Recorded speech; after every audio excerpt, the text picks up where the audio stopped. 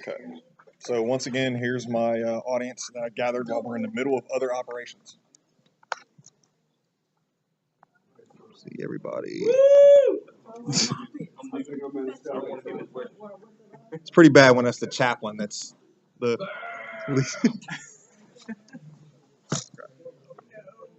I know, right? You need your stuff. Take this one.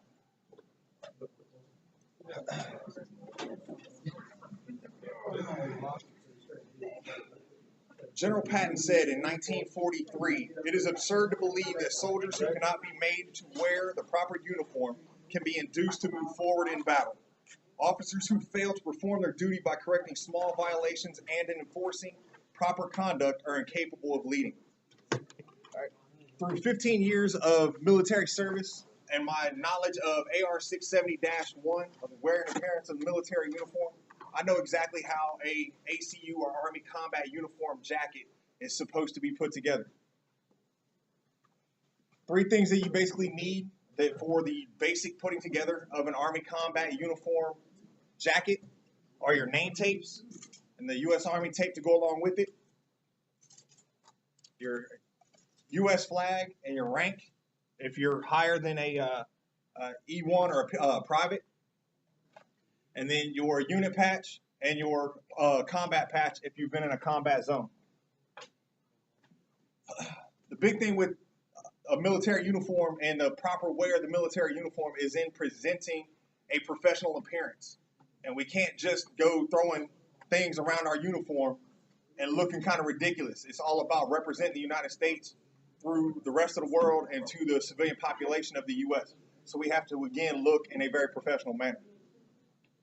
So the first step in putting your uniform together, the way I've been taught and the way I've learned and went about putting my uniform together on a day-to-day basis, I start off with my name tapes and my U.S. Army tape. These are placed above the breast pockets of your ACU jacket. And the way I've learned about it is when you start with the U.S. Army tape, there's 2 ways of doing it. One, if you're wearing the jacket like I am now, it goes nearest your heart. So it gets placed right there above the left breast pocket. Another way of putting it on is if you're looking at the jacket is to say the U.S. Army is always right. So again, it would go over that breast pocket. So then that just leaves the only obvious position for your other name tape is for it to go over your right breast pocket. So one of the reasons I joke about saying putting on your name tapes ahead of time or first is so that, you know, hey, we're in the Army, we're kind of slow, we need to know exactly who we are. Step 2 is going to be putting on the U.S. flag and your rank. The rank is a very obvious one, and then it goes right in the middle of your chest. It's pretty simple to do. And the next one is being the U.S. flag. The U.S. flag, the way it was designed to put onto the uniform, as it's always been explained to me, and it's in the reg, is so that when it's put on when you're wearing it, it looks as if the flag is always moving forward into battle. So, you know, that's going to go on your right-hand sleeve. So as you're marching forward, you can see the flag is moving forward into battle. Okay?